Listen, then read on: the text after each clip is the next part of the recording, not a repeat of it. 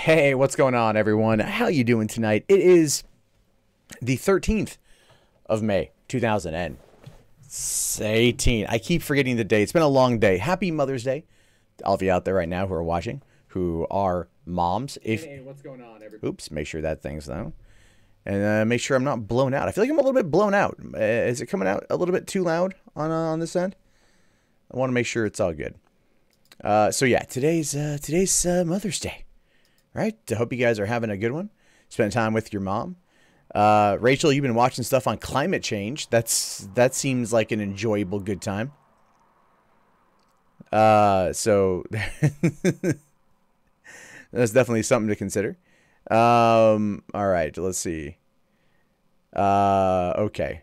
YouTube guidelines suck. Well, yeah. So for those of you who don't know, I got a community guideline strike on the main channel. I got one today for a video that came out in 2012, June 20th, 2012, like within my first 6 months of being on YouTube with this channel. So someone went back real far to find whatever they could find to report. That's the only way I could assume. I'm not the only one that's been getting hit. A lot of other people have been getting hit with these kind of strikes. So I can't stream over there for a few months anyway, which is unfortunate. But at the same time, you know, I was already looking to kind of move away to do this and to do the other stuff. And so right now we just find ourselves in a situation that's still going to end up being the same. But yeah, at the same time, quick question. If you guys can hear any cars drive by, let me know. I don't know if you're going to be able to hear it or not. Unfortunately, it was like 90 degrees in Washington today, which is just unheard of out here. So it's very, very, very warm. I just want to make sure that that should be something that should calm down. But it's also, I live in a very remote area, and why there's a lot of traffic for Sunday night at 9:30 is a little bit beyond me. So there's that. What is the new Ghostbusters video game on the 18th? I don't know which one that is. Yeah, MCAD, the video, what it was is there was Octomom. Anyone remember Octomom? She did a porno 6 years ago. Right, and they released a trailer, and I recorded I just put my camera to the screen and I recorded the trailer and I talked over it, and I mean it was raunchy what I was saying, it was stupid what I was saying, so yeah, there's it happened. I mean, I did it. This thing is like the video's there. I should really go back and unlist a lot of my older content because it's just so stupid. It was so not even edgy, but like a try hard stuff. So there's that. Let's see. There's a chap from Midnight's Edge that sounds just like me. Until you were there, I thought it was you. Well, I am on Midnight's Edge quite a bit. I pop up on Midnight's Edge. So, so yeah, I do work with them occasionally. Not as much as I'd like to. You know. So Anthony, we're not talking about anything other than movies, man. You come in and you're asking these kind of questions. This is not the place for that. So we're talking about like we're talking about movies here. Which movie left a worse taste in my mouth? Ghostbusters or Last Jedi? Last Jedi did, because I expected Ghostbusters to suck. So yeah, I'm hoping it cools down a bit. I'm hoping it cools down. I just want to know because I'll be recording the segments and then putting those out there on the on the channel tomorrow. So just want to make sure, like, if a car drives by, it's not going to fuck up the audio. How bad are you for picking up the TLJ Steelbook yesterday? It's on you, dude. That's fine. You can. I mean, I own it too. You know, like I own it for probably the same reason a lot of people who don't like it own it, and it just has to do with the fact that the book is, or that the movie is part of the canon. So there's that. Yeah, I heard about Lethal Weapon. Actually, we'll be talking about that briefly. I did screw up on the title a bit. I said like Gotham Jerome, talking about Jerome. Unfortunately, I can't find that article again. So we're just going to update that. Okay. So do I see Louis C.K. or Kevin Spacey making a comeback? I see Louis C.K. making a comeback. Kevin Spacey will take a few years. Louis C.K. will be a lot faster than anything else. Oh, my fucking hair is all messed up. What's this? What's up with this one piece of hair? Look at this, like this one piece of hair. It's fine. You're so used to the other channel and Time Warp and not being boot. Yeah. Yeah. So, what are my thoughts on Harrison Ford being cast in Secret Life of Pets 2? I don't know. I didn't care for the first Secret Life of Pets. I thought it was a very boring movie. I didn't like it. I just thought it was like, I'm like, oh, this is it. This is written for kids.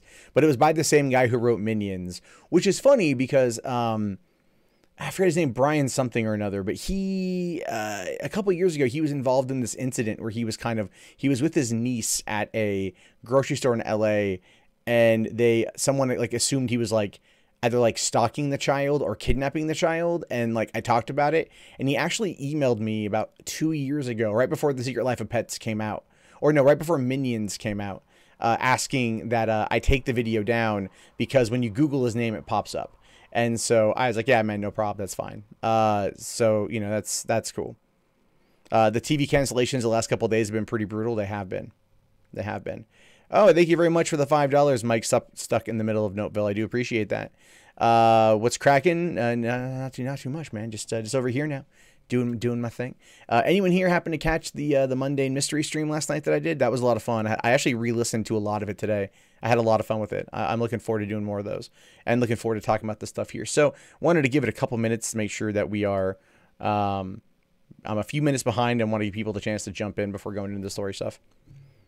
You only made it in 45 minutes into Spider-Man Homecoming. Ouch. I love that movie. That was great. Do I think Deadpool 2 will beat Infinity War? Oh, God, no. Infinity War is already the highest grossing superhero movie of all time. Like, it just crossed that threshold today. It had another 61 million opening, or 61 million earning weekend. You know what I mean? Like, it's not. Deadpool will beat the first Deadpool, I think, in numbers, but it won't cross. I don't think it will cross the billion. Do I see Solo crossing $1 billion worldwide? I do. I'm going to estimate 1.2 to 1.4 billion is what I'm going to call. Bob's Burgers and Family Guy were renewed. Absolutely. The Anime Mafia got me too. Possibly, Deborah. Possibly they got me, which is interesting because those guys have been like kind of hanging out in my Discord, and I thought we were cool. I don't know. What do I think of the MM logo? I do like it, Keenan. Thank you. I did see it today. I need to look at it on my computer. I only saw it on my phone. You posted it in the gallery, correct? Hold on. So, okay. Let's see. Hold on.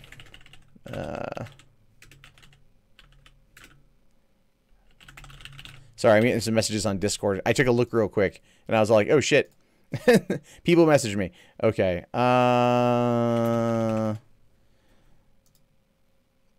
Okay, so let's, which is worse, Ghostbusters or the Emoji Movie? Ghostbusters. The Emoji Movie at least tried. I can't say it's a good kind of try, but it's a try nonetheless. So there's that, yeah. Better movie, Spider-Man 3 or Batman Forever? Batman Forever. No, Batman Forever is a much better movie. Because Batman Forever has a good soundtrack. And it like, I think Joel Schumacher, knew what he wanted to do. I think he knew what he wanted to do, and he was trying something different than Burton, and it worked. It was when he went overboard with freaking, what was it? When he went overboard with Batman and Robin with the neon. That went overboard. Worked well in Forever. Let's see, Mr. DJ Fly High, $5 here. Can you see the Lethal Weapon TV series being canceled? Yeah, it got renewed. We'll talk about that here in a sec too. We'll talk about that here, but it got a little, yeah, it's probably going to be canceled, but we'll talk about that. So let's let us jump into this. Let me make sure all my stuff is set up. So, all right, and okay, make sure all my shit. I had to go like down to Portland today and see my mom. So I'm a little bit, I'm like still trying to catch up on everything. So okay. Let me make sure this is good.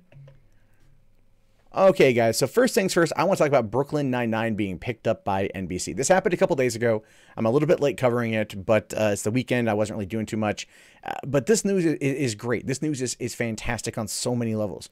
Brooklyn Nine-Nine, in my opinion, has turned into Fox's version of The Office, right? It's about a group of misfits, lovable characters that, you know, after 5 seasons, you've grown to really care for it. Like, it's turned into more of a family comedy in many ways than, you know, a police detective show. And that works because all the characters play well off of each other.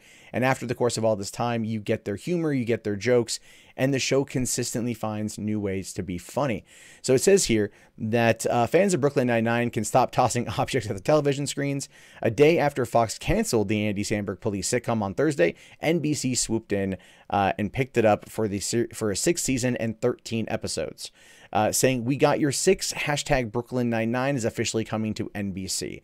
Now, this is awesome. This is great. This is fantastic. The truncated season of 13 episodes sucks, but it makes sense. It does. They have to go through a bunch of other processes, and they won't be able to get the show on the air because of NBC's probably already lineup until mid-season, which will then just give them the 13 episodes, hopefully giving them a 7th, a complete season of a full 21 or 22 episodes over on NBC. I'm hoping that the show does well. I'm really hoping that the show ends up doing very well on NBC. It did well on Sunday nights on Fox. That when they moved it back to Sunday night, that's when it started picking up steam and having better review or better ratings. Hopefully this one will be able to do more with that one. Now, Robert Greenblatt, the chairman of NBC Entertainment, said in a statement, "Ever since we sold the show to Fox, I've regretted letting it get away. It's high time it came back to its rightful home." For those of you who don't know, NBC Universal actually owns the show, and they're the ones that produce it, and then they sold it to Fox. It's one of the weirdest things with television, isn't it? When companies like 20th Century Fox, who owns Last Man Standing, sold it to Disney and ABC Television, and then it ended up getting back to Fox because there was a big fan demand for it, as well as Roseanne coming back and kind of prompting that big push, that these shows end up being, you know, like I find it odd that other studios produce content that gets sold to competing networks. But then again, on Fox, we have Gotham, which is, you know, coming into its 5th and final season, and that is owned by Warner Brothers, but it's produced on Fox. So it goes to show you that all of this stuff is kind of, you know, it's a very big incestuous pot, I feel like, in regards to television, which is one of the reasons why I think also, why I think so many shows get canceled. The reason why Last Man Standing got canceled was because of money. At the end of their 6th season, their agreement with 20th Century Fox was that ABC would then take over full funding of the show, full financing of the show, and ABC didn't want to, so they canceled it. That's a lot of what boiled down to. This isn't so much the case. This is just they decided to cancel it because Fox was murdering everything in the name of football, right? Because nothing says, hey, more and more people are cutting the cord, more and more people are moving over to instant streaming. So why not screw your fans over who like these shows, who watch them online, you know, for the sake of those who want to watch football? It feels like a short-term gain for you know, for ultimately a really shit solution, because football, look, whether you love it or you hate it, football is going to hit this weird space in the next 10 years when they are going to be finding themselves in a pickle trying to get people to play. Fewer and fewer kids are playing Pee Wee football because of the whole CRE stuff or CTE stuff. So it's just something to consider. Like, you know, Fox is like, oh, we want some short-term gain, you know, but let's screw over fans who are going to be with us for the long haul. Now, it says here that Mike Schur, Dan Gore, and Andy Samberg grew up on NBC, and we're all thrilled that one of the smartest, funniest, and best cast comedies in a long time will take its place in our comedy lineup. I speak for everyone at NBC. Here's to the 9-9. And that is, again, that is just supremely awesome. I love the fact that this is going to be continuing. And I wonder what time slot they're going to put it in. I feel like this is going to probably end up being a Thursday night thing. Right, I think this is going to play next to Superstore, which, if you haven't seen Superstore, they just wrapped up their 3rd season. The show was fantastic. Again, that feels very much in line with the heart and humor of The Office. So pairing Brooklyn Nine-Nine and Superstore together, I do feel is probably going to end up being really, really, really, really good for the network, and at least for fans who like half-hour comedies. Getting that block is gonna, I think I'm calling it now.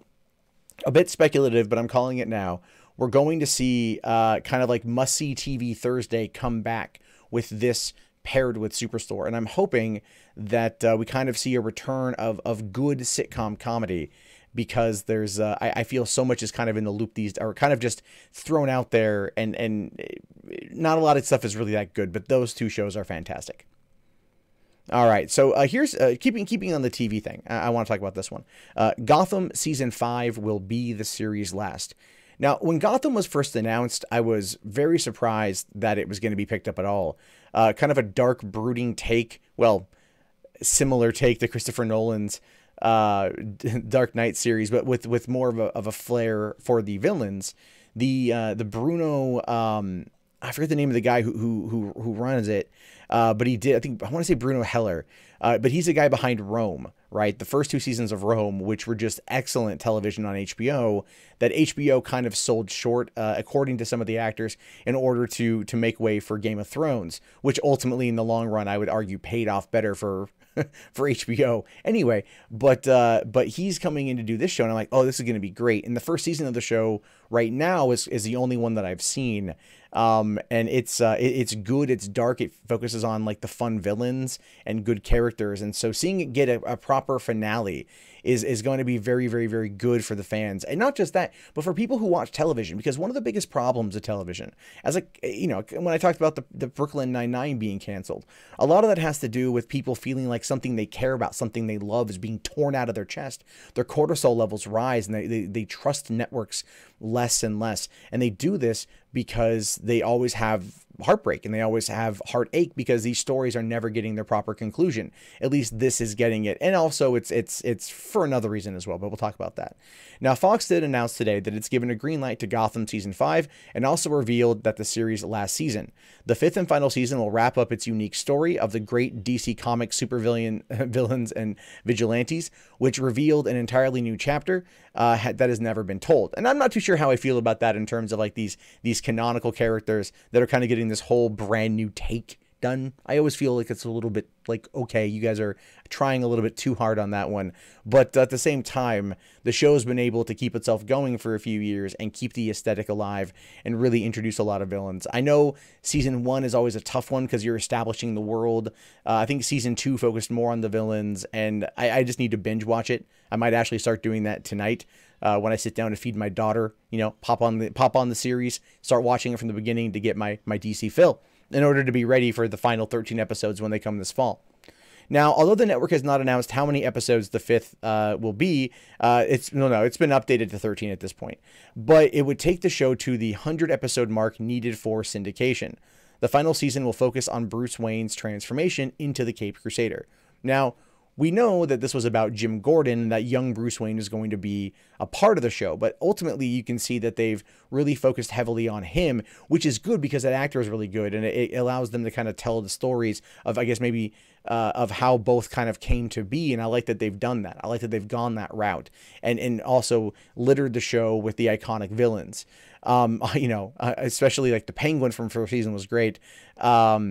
Fish Mooney, I liked Jada Pinkett Smith in the first season. I've heard some stuff about her coming back. And then, of course, there's a character of Jerome, who was also introduced in the first season, and at this point now is basically the Joker, but in name only, right? He's a Gino, Joker in name only. And the reason why is because of the DCEU.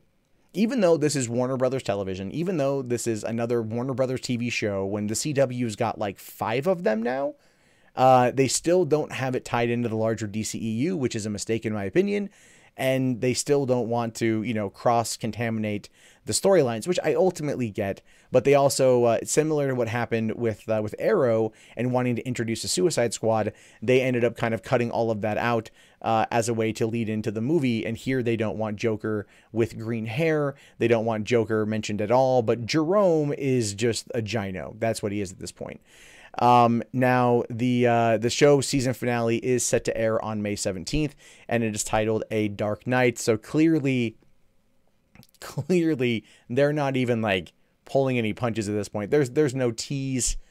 They know what they're getting themselves into, and ultimately that's going to work out really well, I think, for the show, to get that wrap up, to take us down the path of the Dark Knight. And if it's done well, I believe it's going to end up very much telling the type of long arc story that I believe Bruno Heller was robbed of when trying to tell the story of Rome. So I think this is, this is just me, you know, being a fan and shit. This is basically me saying, like, I believe personally that this is his vindication, so to speak. So we'll have to wait and see what happens with the fifth season, but I think it's going to be pretty damn good nonetheless. So jumping over here into Lethal Weapon news, because this just happened today, and I find it to be interesting nonetheless, because you don't see this happen very often at all. Sean William Scott is to replace Clayne Crawford, and the series was renewed for season 3 by Fox. This was very interesting, considering the fact that the show in its second season was, I don't think, doing as good as they wanted in the ratings, but it was still doing well enough. But the situation with Clayne Crawford apparently got pretty bad. So it says here that it says one of the most dramatic storylines this upfront season has come to an end, with American Pie alum Sean William Scott tapped to star opposite Damon Wayans for Fox's Lethal Weapon. He replaces co-lead Clayne Crawford, whose option for the next season will be picked up, or will not be picked up by Warner Brothers, based over on-set behavior issues. Now, what exactly does that mean, on-set behavior issues, right? I mean, keep in mind that a lot of this is coming off of the past from the, hold on, I'm just going to cut that again, because there's the cars. Again, why it's like 10 p.m. and there's lots of cars. All right. Live. We're recording it live, so this is what happens. You know, keep in mind, we're coming off of the Harvey Weinstein Me Too, Time's Up movement, and any kind of bad behavior has been basically treated as such. Now, I don't know if this is a reality. I don't know if this is what's connecting the two together, but it does kind of feel a bit coincidental, and I'm wondering if there's just been some behavior with some staff members that has been viewed as not for the best, sir. Now, with Wayans and Scott leading the new duo, Lethal Weapon has been renewed for a third season, about 24 hours before Fox is slated to unveil its fall 2018 schedule to advertisers. There is no renewal decision yet on Gotham. Again, that's been updated to showcase that it has been. In his first series regular role, Scott will play a new character who will be partnered with Wayans' Murtaugh. In the second season finale, and this is, by the way, spoilers if you haven't seen it yet, laid the groundwork for Crawford's exit in a cliffhanger. Basically, Riggs was planning to move back to Texas with Molly and her son, was shot in the chest, and there's chatter that Scott could play Riggs' brother. Now, this is basically kind of where things are. They kind of said, oh, he's going to leave the show anyway. He's teasing to leave the show to go get a normal life, because that was always kind of Riggs' thing, right? If you watch the Lethal Weapon movies. He was crazy because that was taken away, essentially, and he wanted to kind of go back to that, the whole Rene Russo thing from Lethal Weapon 3 and Lethal Weapon 4. But, you know, him leaving and then bringing in the new character, it could work out well. Sean William Scott is a very interesting character or actor to bring in. Now, it says here that Sean is a fantastic addition to this already amazing cast, said Fox Entertainment president Michael Thorne. Lethal Weapon is packed with action, drama, and pure fun, and we can't wait to see Damon and Sean together on the screen.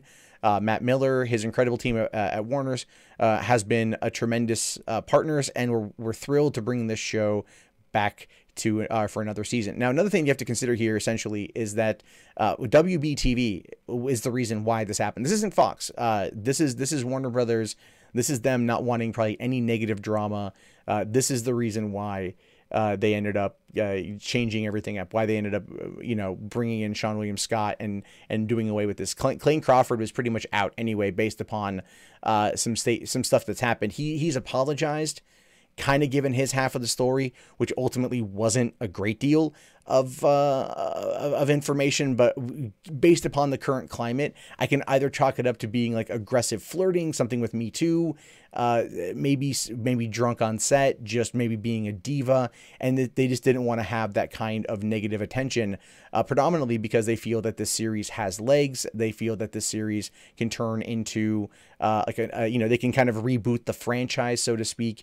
And when it comes to Sean William Scott, I mean, going back and looking at, let's say, Stifler, which crazy enough is 19 years old this summer, seeing him in that movie and those movies, as well as in The Rundown and other things he's been in, he's going to be kind of the wild card.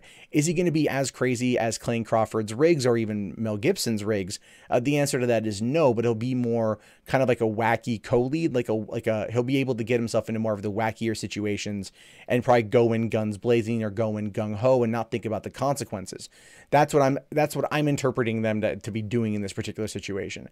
But at the same time, I have to kind of laugh because it's a complete 180 from the character in question. And we'll have to wait and see how it plays out. But Damon Wayans is playing the straight man here, which is odd for Damon Wayans to play the straight man, considering, his In Living Color film, or his In Living Color time, Major Pain, all of the things he's done over the years.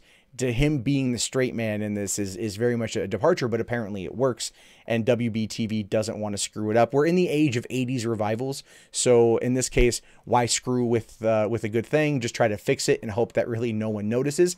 I told my mom about this morning. She's actually a really big fan of the show, and she's kind of unsure if she's going to come back next season, simply because she doesn't like this kind of change.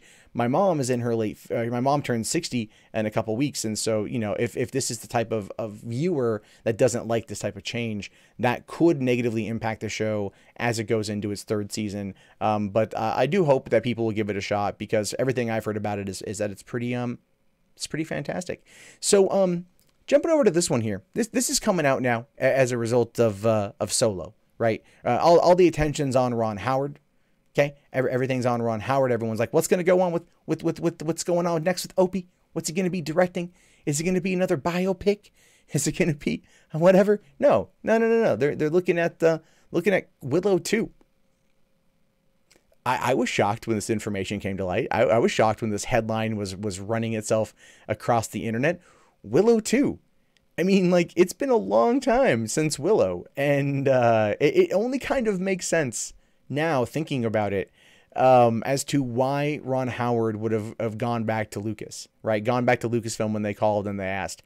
I think now we're seeing part of what was on the table during the discussions, what was added as an addendum into the, if you come back and do this, we will give you what you want sort of thing. And it's Willow 2. And like I said, we're in an 80s revival phase. So why not go back to a movie 30 years later that ultimately doesn't necessarily need a sequel? But at the same time, I'm not entirely against it. So it says here, it's only taken 30 years, but Ron Howard says there are finally talks of Willow 2 now that the director has finished Solo: A Star Wars Story. In the first Willow movie, directed by Howard, that came out in 1988, and was not the smash hit Lucasfilm had hoped for. However, it gained a massive cult audience since its release, and many fans aren't even aware that it wasn't a huge moneymaker.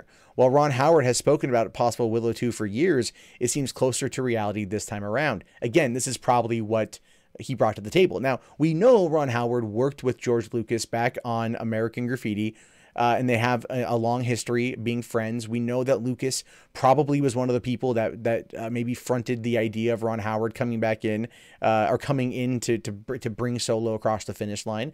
And it's entirely possible that Lucas was all like, hey man, look, you want Willow 2? Now's the time. You got Disney money, motherfucker. You got Disney money. That's how I would pitch it. I would pitch it like that. There's Disney money now. You want to get this movie made? Save their bacon. Make them a $1.3 to $1.5 billion movie, and they'll give you what you want. Now, Willow 1 wasn't a moneymaker, absolutely, but Willow 2 could be. Probably not, to be honest with you. I'm just being realistic here. I want to see it, but it probably, it's a dark movie. So going into the younger age now is going to be very tough. It'd be like them saying, oh, hey, let's do another freaking Howard the Duck. No, I want that. I actually really want that. Bring back Leah Thompson. I don't even care. Put her in the same outfit she was when cuddling up with Howard in bed, and I'd still be happy. That's just never gonna. It's got me through some dark times. Anyway, moving on. Now, in an interview promoting Solo, Ron Howard was asked about the possibility of a sequel that he's in, since he was back working with Lucasfilm. Not only did the director reveal that a sequel is being discussed, but he also said that the movie influenced Solo as well.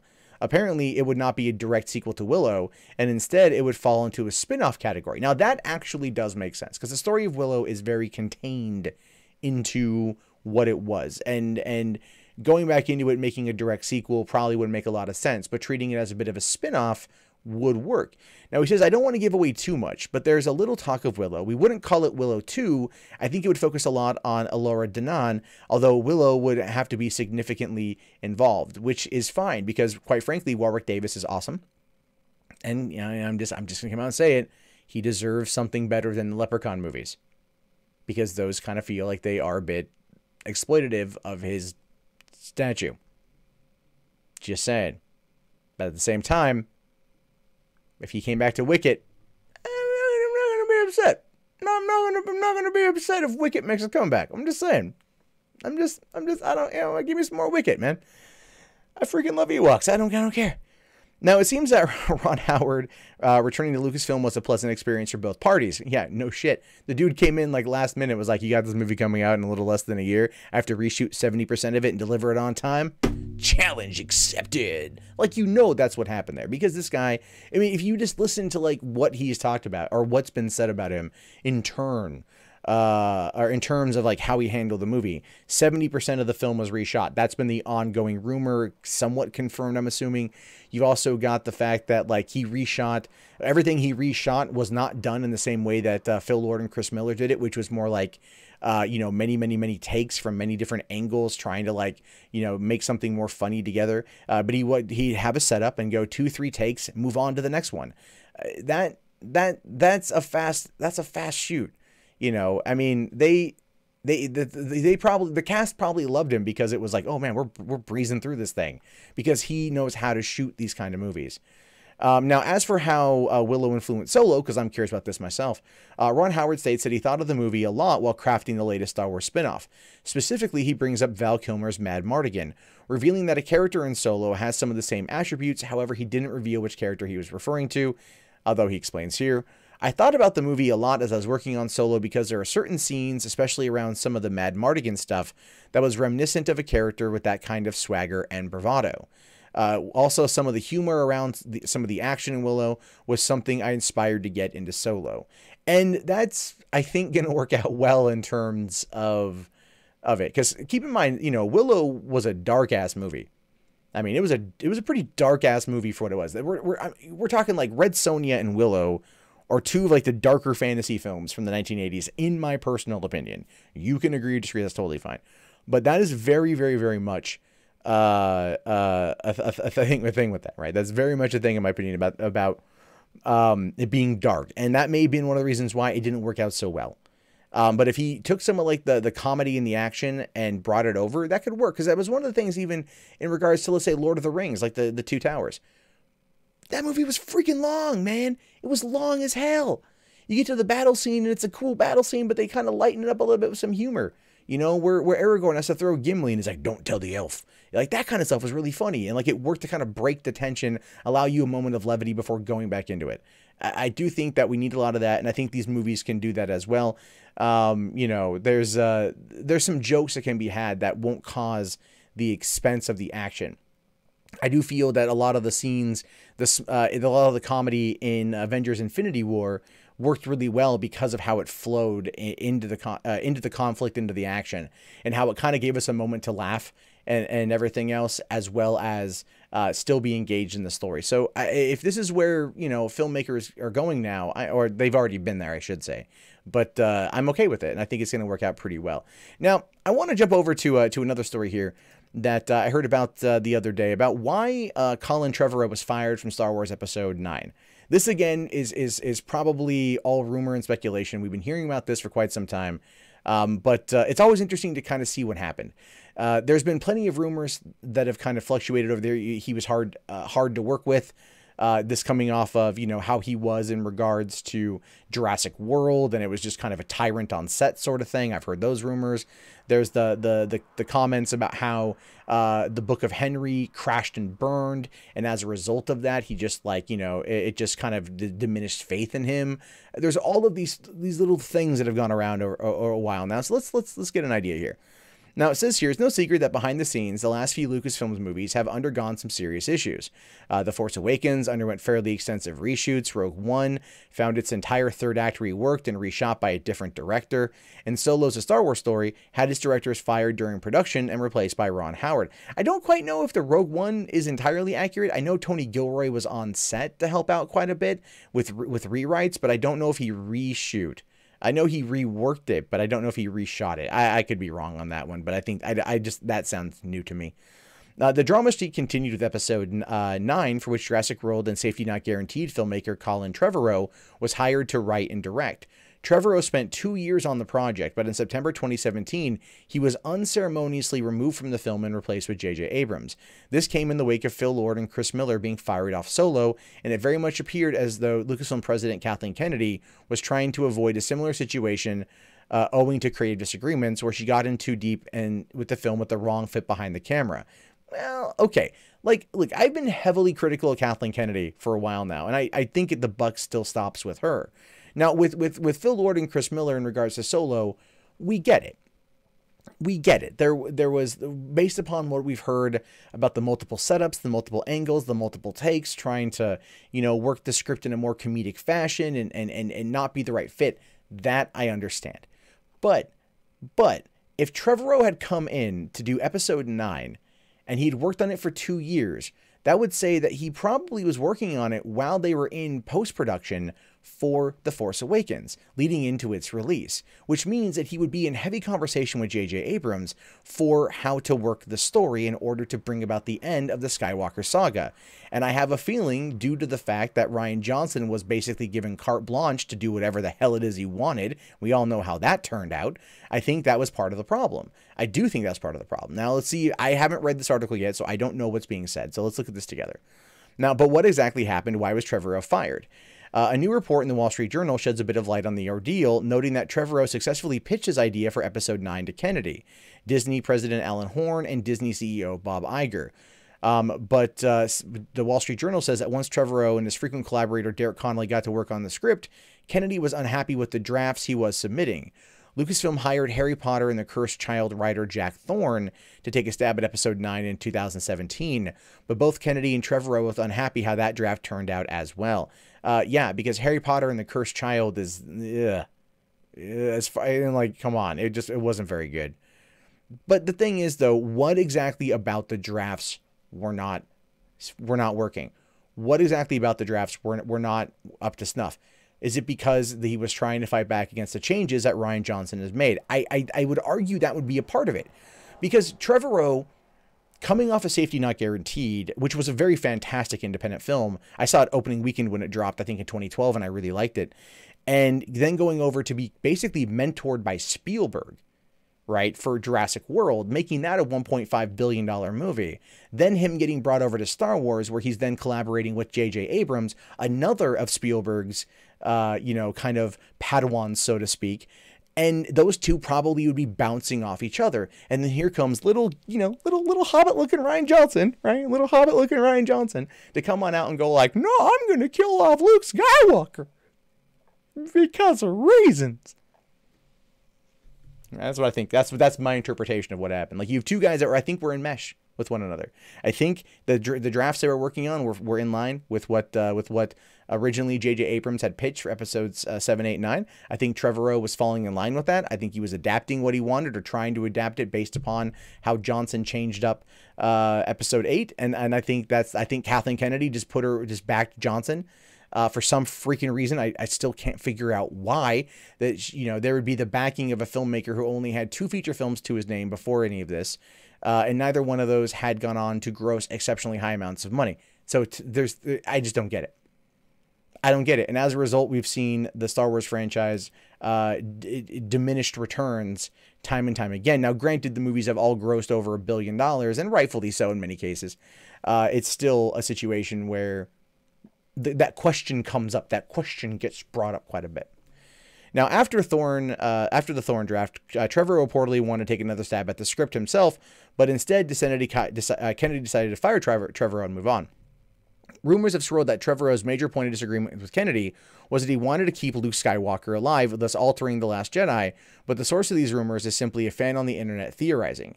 Indeed, that particular sticking point seems unlikely, and more often than not on projects like this, it's not like one story point that leads to someone leaving the project. It's a series of disagreements. Well, the disagreement might have been over what to do with that particular character. It might have been over the whole idea of like, no, you let this guy come in here and kill off Luke Skywalker for no real reason other than to make him a legend. I get he was already a legend. You just wanted to prove the legend once again. This is the thing I don't understand. There's like very few people that were on Crate. You know what I mean? It wasn't like it was broadcast in front of the entire freaking universe. It was like 20 dudes in a freaking like Wookiee. You know, it wasn't like a lot of people were going to see what happened. But then, of course, that story then made its way through the galaxy like faster than anything else. You know, faster than like Leia riding bareback on Jabba. Who knows? Like, it just doesn't make any sense to me. I really do think it had to do with the story here. No, I mean, yes, but that led to a series of disagreements about how to go forward with the script. And I think that's quite a bit of it.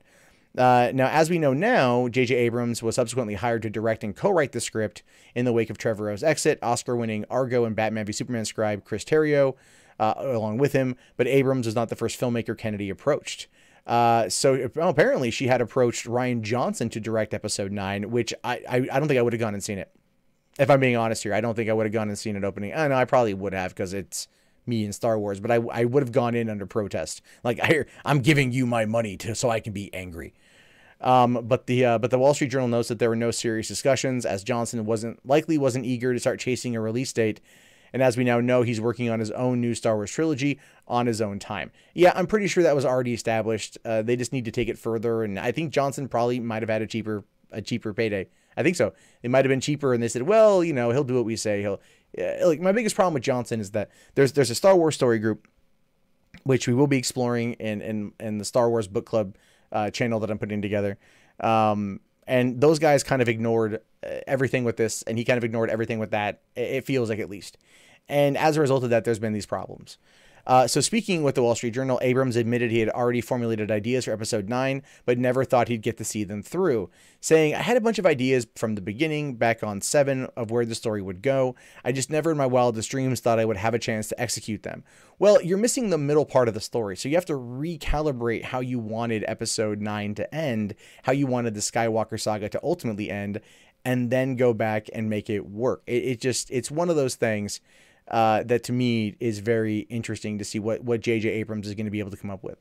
So looking at this whole idea here with Colin Trevorrow being fired, them basically trying to, it does feel like Collider and Adam Chitwood here. And I do feel like they're very much, they don't want to anger the hand that feeds them, so to speak.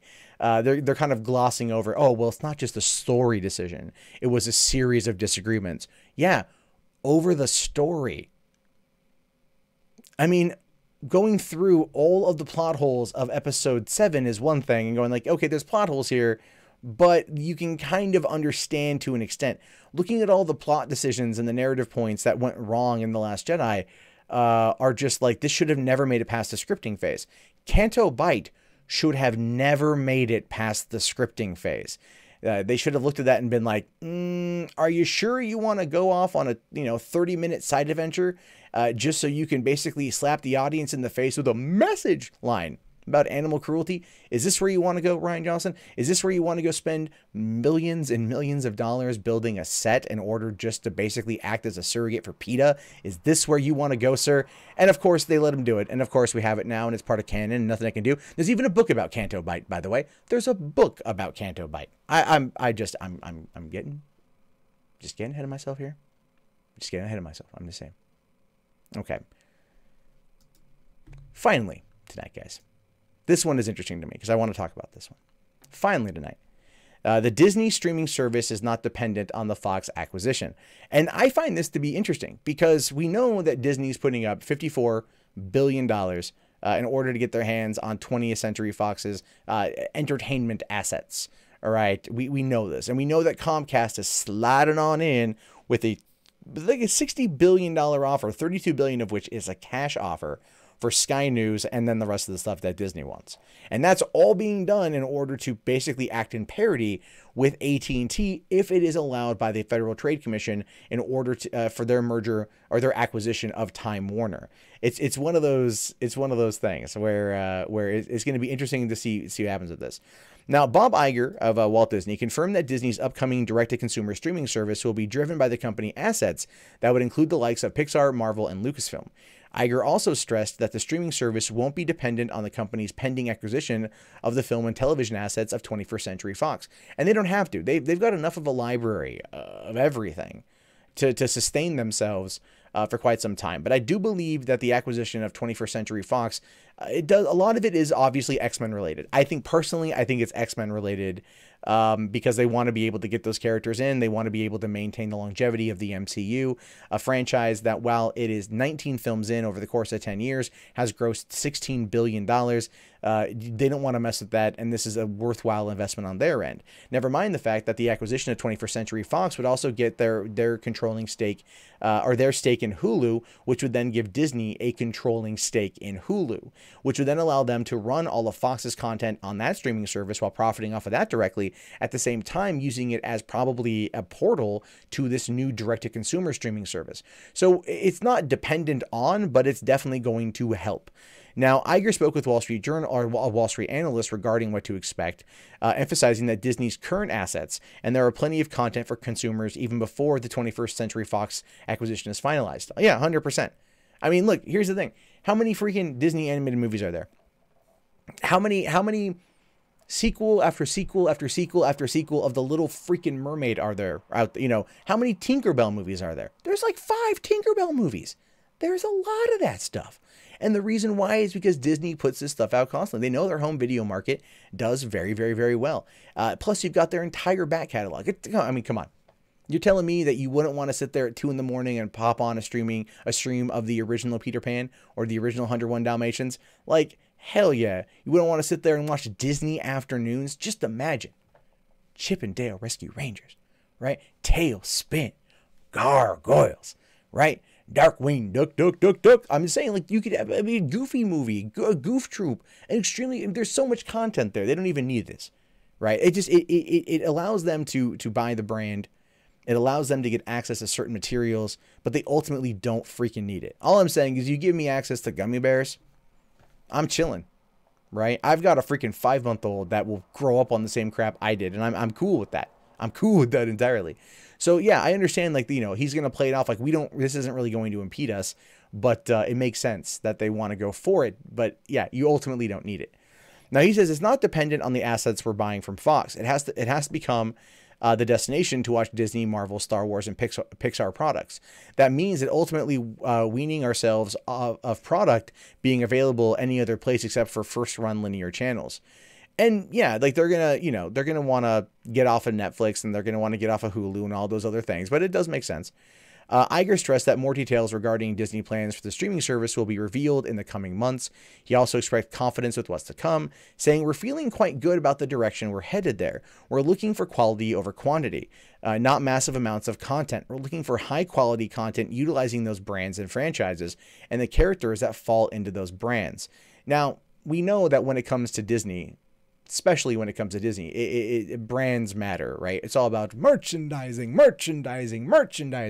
It's true. It's true. I mean, the Cars, 2006's Cars, right? Like, you probably go, that movie sucked. Maybe it did. I liked it, but maybe you think it sucks. Want to know why there was Cars 2, Cars 3, and 2 Planes movies? Because the first Cars brought in $1 billion in merchandise sales. $1 billion.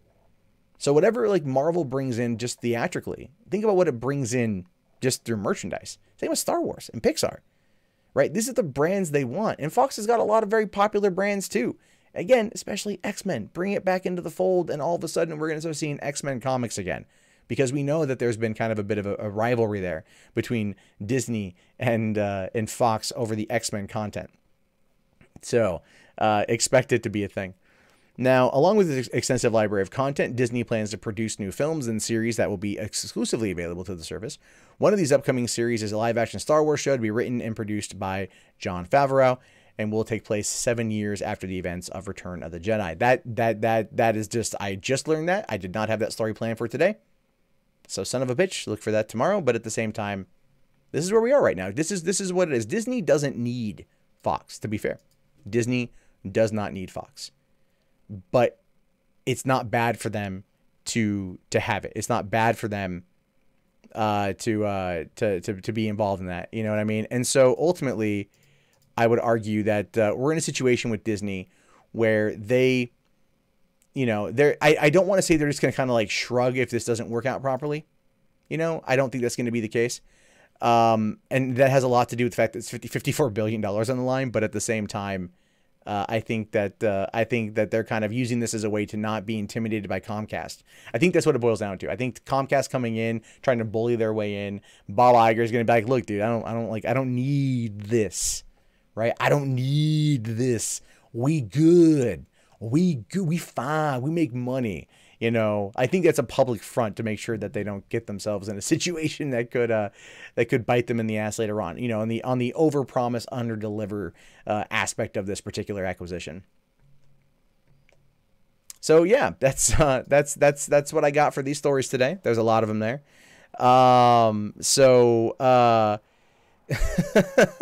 You know, that's what I got. That was a long one. How many did I cover here? 1, 2, 3, 4, 5, 6 stories. Okay, and there's still more. I got more too that I didn't cover. That I'll cover tomorrow. But honest to God, that freaking Star Wars thing with that, I gotta bring that up there. Cool. Okay, that'll be it for tomorrow night. We'll talk about that tomorrow night. But yeah. So what you guys got to say about all that? Anyone? Wow, we got 165 people here. Fucking fantastic. So yeah, let's chat. Let's talk about all that. What do you guys think? Brooklyn Nine-Nine, good being back. Yay, nay. You know, like fill me in. So if I could say anything to Rian Johnson, what would it be? Oh my God, if I could say anything to Rian Johnson, it would extremely be, you done goofed. What was you thinking with Canto Bight? That's probably the one part of the movie that really bothers me, is that freaking Casino Planet. Oh, really, Justin? Despite being live and you being subbed, YouTube did not display that on the list. Yeah, man, I get hosed on all this shit. Let's see. Do I think any other TV company will take Gotham after season 5? Craig, I actually don't. The reason why I don't is because they want that 100 episodes. They want the syndication. They get the syndication, then they're going to be able to make a lot of money. You know, it can go over to USA can run it, or TBS can run it, or TNT or one of those channels can pick it up for syndication. You know, and we're talking like a couple $100,000 an episode, or maybe $1 million an episode, or something like that. It's a big money maker. A lot of people make their money on television shows on the back end. They make it during the syndication. And that's kind of why they do it. That's why studios put up so much money at first, because they don't make a lot of money with the ads from advertisers. It's funny too, because you figure that's a big part. You go, oh, we're not getting the ratings, meaning we're not getting the money, but really it's a lot of the back end stuff. Do I think Solo will be good or a mess? I'm actually hoping it will be good. I have a feeling it's going to be pretty tight, and I'm excited. I'm actually the more I read about it, the more excited I am. Why was Lando not on the Casino Planet? Well, because I don't know. I don't know. I don't know where Lando was in any of that. He should have been there. Disney would gain oversight over Alien, Planet of the Apes, and The Simpsons if they get Fox. Yep. But the thing is, though, would they pursue that any further? So you saw Boogie on an episode of Russell Howard's Good News, along with sexual version of Jingle Bells. That's cool. I'll have to check that one out. You're not giving up your Disney pass holder status. Do they still offer that? They still offer the Southern California thing? Is that what you got? Apparently Lucasfilm has greenlit the Obi-Wan movie. That was on my docket for tonight, but I had it overloaded. I had 6 stories. I wanted to get through the TV stuff. Like, those kind of came in last minute. I wanted to talk about those so that I can make the individual videos and throw them up in the morning. So yeah, but I have the Obi-Wan story. There's a Snake Eyes movie that's apparently in development, and so that's something I want to talk about too, but that'll be on tomorrow. What was the Rachel? What did you ask? Okay. Let's see. Remind me later. Windows wants to update right now. Stupid. I don't think it's gonna suck, man. I don't think it's gonna suck. There are people that I read that I do trust their opinion, that saw it and liked it, and so I'm excited. Harrison Ford liked it. I don't know if it's PR. He doesn't have to PR it, but Harrison Ford enjoyed it. Lando is filming This Is America. Yeah, pretty much. If Disney gets X-Men, do I think it'll be played out? Well, if Disney gets X-Men, I do feel it's going to be played out. I do feel that they're going, well, it's going to be Fox's version of it's going to be dead, right? Like Wolverine dying kind of, in my opinion, kind of ended the Fox's version of the MC of their Marvel movies. Because it kind of started with him, and it should relatively end with him in that regard. Like Deadpool spinoffs and X-Force aren't really X-Men related, so I'm kind of okay. But like this Dark Phoenix movie coming out next year, I don't know if it's going to be any good or not. So there's that. Yeah. I forgot Lucifer got canceled. Yeah. Well, the fans are trying to save it. I don't know who could pick it up. Fox killed pretty much everything because of football. It's because of football, because a hand egg ball. That's what they did. They wanted to do that. Hippus Omega, you looked up the bedseat and Howard the Duck. Yeah. I'm just saying, man. I'm just saying. I've always had a thing for Leia Thompson. Saw her once in LA. I was like literally like face to face with her, and I kind of froze and didn't know what to say. I was like, oh my God, it's Leia Thompson. What do I say to you? You looked great in Howard the Duck. So let's see. I admitted earlier I'd go see a movie I thought was terrible just because Star Wars popped up in the title. Yeah, I want it to be good. I want it to be good, and I have a feeling it will be okay, and I want to see it still. What would it be? What would my reaction be if Amy Schumer was cast in a Star Wars movie? My only reaction would be, if it's not Jabba's movie, then I don't care. Disney can't ruin X-Men if they were already fucked in the first place. Well, they can. They can. The thing is, I don't think they're gonna ruin it. Like, I don't think it's gonna ruin it. I think they're gonna make it better. To be honest with you, I think we're gonna get a Fantastic Four movie out of it. Gridania, I did see that Designated Survivor was canceled. That's unfortunate. They're doing New Mutants, Jeff. They want New Mutants to be like a trilogy, but they also lowered it down from R-rated to PG-13. And they're going to go back and reshoot it to make it more of a horror movie.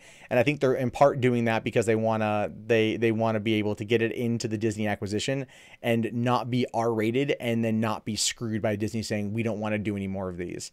So I think that's their decision. They're thinking long-term for the buyout. That's what they're thinking at this point. What do I think if the CW picks up Gotham and tries to mix in with their CW shows? That'd be interesting, Hunter. I just don't see it happening. Will I do the Star Wars comics? Yeah, eventually. There's a lot of books to go through, man. There's a lot of books to go through. Oh, okay, Craig. I love your optimism here. Craig Stewart says, Wolverine died in 2025. It actually died in 2029, I believe. And the new Marvel movies are based in 2018, 2017. So that's what they're saying right there. And I get what you're saying. And I like your train of thought, man. I do. I also really now want to go watch Logan again, because that movie I think should have won Best Picture. I loved Shape of Water, but Logan was just amazing. How could DC? How could Disney even explain the concept of mutants in the MCU? I don't know, dude. Fucking midichlorians, man. At this point, I'm claiming midichlorians. Jeff Holiday, what is up, my brother? How are you? How was Saints tonight? Sorry, I missed it. I was asleep. I'll have to watch the VOD of it. Could I see the Punisher in the MCU? No. No. I love it though, but even the Punisher is considered out of the timeline of the Defenders. Doesn't make any fucking sense to me, but that's what they want. When are we gonna get a DC versus Marvel movie? We're never. I mean, here's the thing. If, let's say, for example, the merger doesn't go through with Time Warner and AT&T, which is basically, and I should have talked about that, but it's looking like it's not, right? And this is, I don't want to talk politics, but this is a little bit to do with politics. So, okay, it's kind of like this. So Michael Cohen, Trump's attorney, was paid $600,000 by AT&T in order to gain insight into the administration and whether or not it would interfere in the merger with Time Warner, right? That was what they were doing. Michael Cohen was supposed to kind of like help out in that one. Trump had said, no, not involved. It doesn't like it. Bad deal. And so he essentially denied it, denied the deal according to new reports. So what that essentially means to me is that deal is dead. The FTC is not going to approve it. And the only reason why Comcast was tossing in $60 billion in order to compete with Disney over the Fox purchase was in order to act in parity with the AT&T Time Warner merger. And so if that doesn't happen, then Comcast won't put in the money. There's no need for it. I think they still want Sky News, which is out of the UK, but so that's completely separate. Now, what I've heard coming out of Time Warner is that Time Warner is not doing very well, and they might start selling off certain assets. And part of that asset that they might sell off due to the overall cost and everything else would be the DCEU, or would be the DC films. If DC films don't make a turnaround, and everything else, and like start competing with Marvel on that level, which they might under Walter Hamada, I have no idea. They could sell that off. Now, I do not think that Disney would come in and be like, "So I heard you selling off. Fucking DC, man. You wanna I got $4 billion. You wanna buy that shit?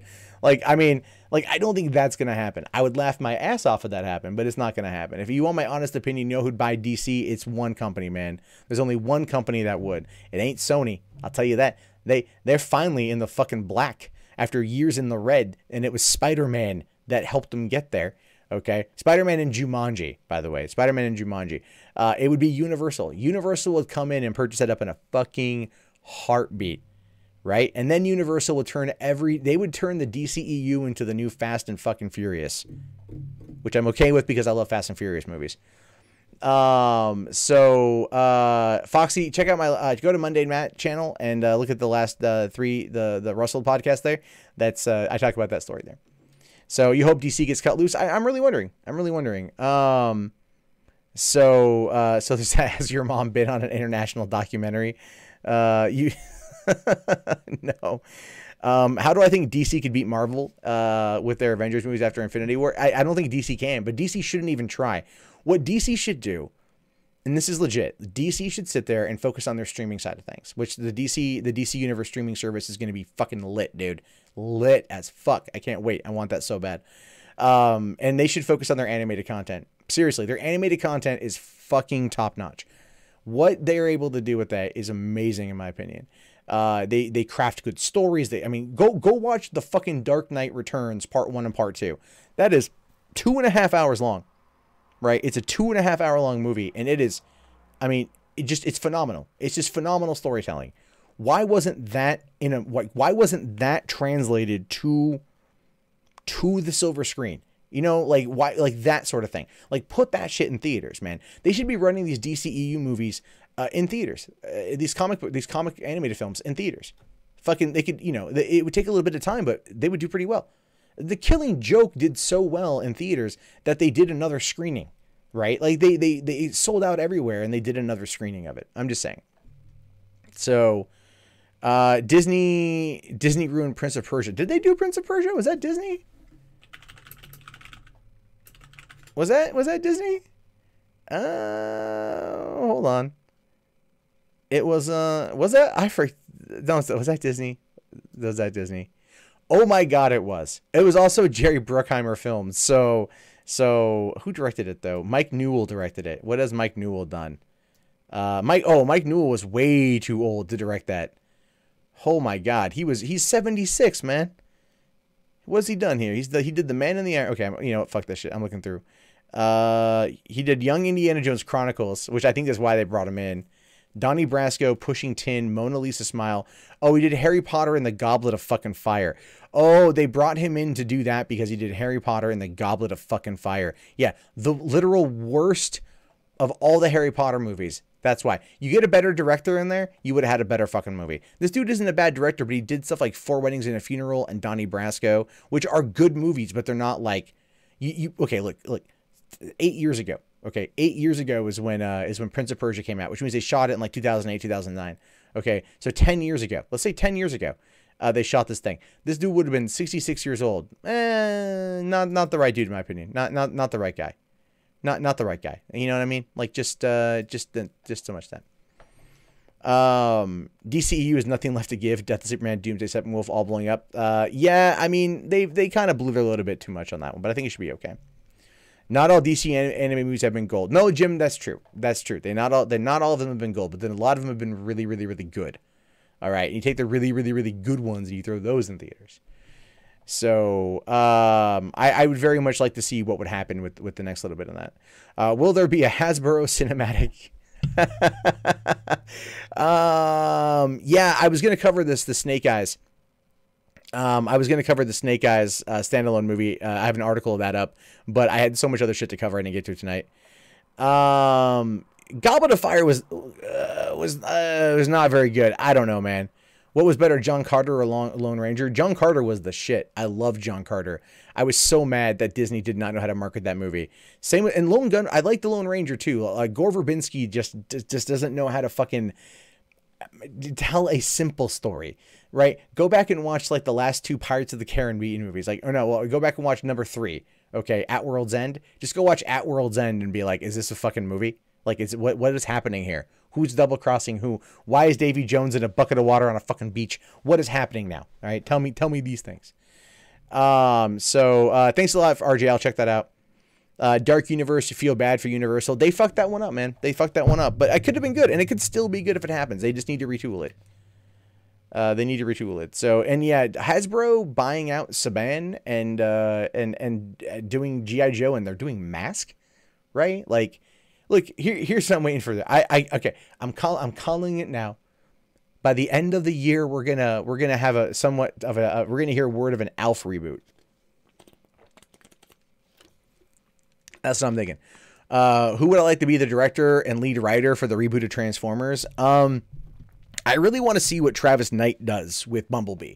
Now, the thing with Travis Knight is he is the guy behind Leica Studios. Leica is actually based out of Hillsboro, Oregon. I used to live not too far away from the studio. His father is Phil Knight, who's the guy who fucking founded Nike. So this dude, you know, went to film school, got a bunch of training. And his movies for Leica, you know, have been great, man. Kubo and the Two Strings was fantastic.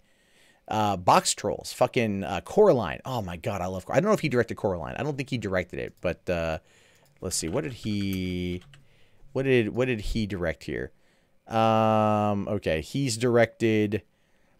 Okay, he directed Kubo and the Two Strings. But he animated on a bunch of films. Okay, so he's animating a lot, and that's fine. I want to see what this guy does. Oh, he worked on the PJs. Oh, that's cool. That was a good TV show back in the day. If you ever want to see, oh, he went to Jesuit High School. He went to Jesuit. Oh, we had a rivalry with them when I was in high school in Portland, in Tigard, Oregon. We had a bit of a rivalry with Jesuit High School, right? They're little cocky sons of bitches. Yeah. Anyway, let's see here. Kill the live action Transformers, turn it into Pixar like CG. That'd be okay. I'd be okay with that. Is it true there are more movies in the Airbud cinematic universe than the MCU? Oh, I have no idea, man. I've heard there's like 25 Airbud movies. I've heard there's like 25. Airbud series. Okay. Let's see here. In total, Jesus Christ here. So, all right, there's Airbud Golden Receiver, Airbud World Pup, Airbud 7th Inning Fetch, Airbud Strikes Back. Those are some movies there. It does seem like there are a lot of them, actually. I guess the Santa Paws series is also... okay, so the Airbud series, or the Air Buddies series, are considered a spin-off of the original series, focusing on Buddies' puppies. Oh, okay. So these are all direct-to-video, such as Air Buddies, Snow Buddies, Space Buddies, Santa Buddies, Spooky Buddies, Treasure Buddies, and Super Buddies. Then there were 2 spin-offs for the Santa Paws films, The Search for Santa Paws, and Santa Paws 2. Yeah, there's like 25 of these goddamn things. Yep, oh, Jesus, man. And the thing is, Air Bud started off as just like some... It was Kevin DeSicchio's Golden Retriever Buddy was featured on America's Funniest Home Videos and David Letterman's Stupid Pet Tricks. He then approached in 1991 the independent production company Keystone Entertainment to produce Air Bud, a film based upon Buddy. He also formed his own production company, Air Bud Productions. Disney's Miramax was brought on as a distribution company. So the movie did really well in the home market. And just kept doing well in the home market. People completely misunderstand the home market in terms of Hollywood. Like it does very well in some regards. How many Land Before Time movies are there? Jeez, I want to say there's 14. I want to say there's 14. Yeah, there are 14. There are 14 films which you can purchase in a complete collection DVD that was released on June 14th, 2016. The only one I want is Don Bluth, the Don Bluth directed one. That man is 80 years old, and I feel really bad that we haven't seen anything from him in quite some time. I feel really bad that Titan AE did not get the love it deserved. I think Titan AE was fantastic. It's an 18-year-old movie. I know they tried doing some stuff with was it Dragon's Lair? They tried doing that as a thing, and that didn't pan out. So, you know, there's who's this Russian robot guy? Let me see that. Oh, okay. Oh, we got someone in here trying to troll. Hold on. I can't see what this is. I want to see what this guy's trying to say. Oh, okay. Yeah, feel free to don't even boot him up for like this. Yeah, just ban his ass. I'm okay with that. Let's see here. I'm going to there we go. Okay. So, all right. How many Ernest movies are there? There are a lot of Ernest movies there. Ernest. I can't believe I didn't even know Jim Varney died, man. Okay, so there's Ernest Goes to Camp, Ernest Saves Christmas, Ernest Goes to Jail, Ernest Scared Stupid, Ernest Rise Again, Ernest Goes to School, Slam Dunk Ernest, Ernest Goes to Africa, and Ernest Enlists in the Army. There were, back in 1990, there were 6 Ernest films set to be in development.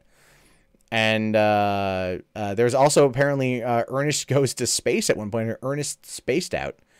And that's hysterical. That's hysterical, man. I loved Ernest. Jim Varney passed away February 10th, 2000 at the age of 50 because of lung cancer. And that's tragic and shit. That's really tragic.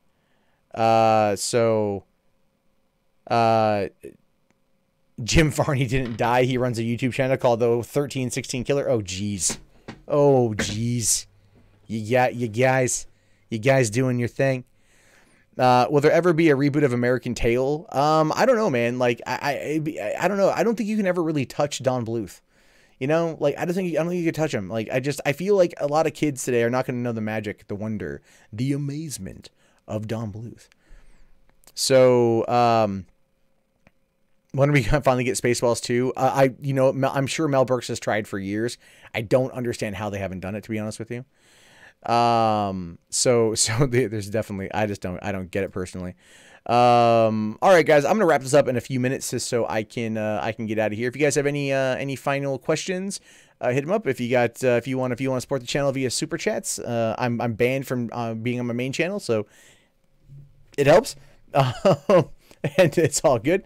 I hate shilling that shit. I feel like really bad. And also, if you guys haven't already, check out Forbidden Knowledge, which is youtube.com/Forbidden Knowledge 2.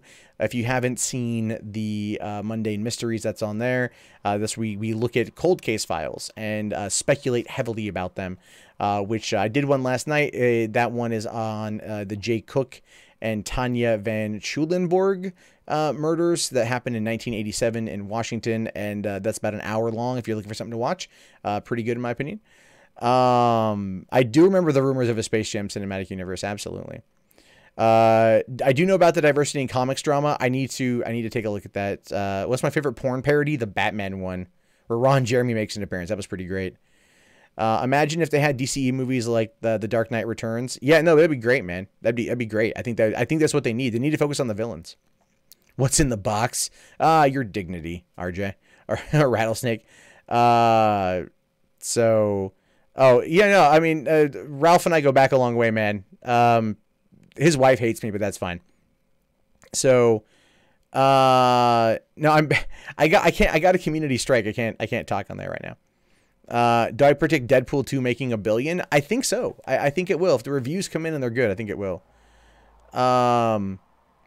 So, hey, man, I'm really sorry, RJ, to hear about your grandmother. That's terrible. Will we ever get prequel era movies or TV shows from Lucasfilm? I do believe so. Yeah, General Grievous. I think we will. I think we're going to get the, I think we are. It could be like an Ashoka sort of thing, but I think it's going to happen. So we'll have to to check it out there. Space Jam or Looney Tunes back in action? Space Jam. I didn't really care much for Looney Tunes back in action. I wish I did, but I just simply did not. I just didn't care for it really.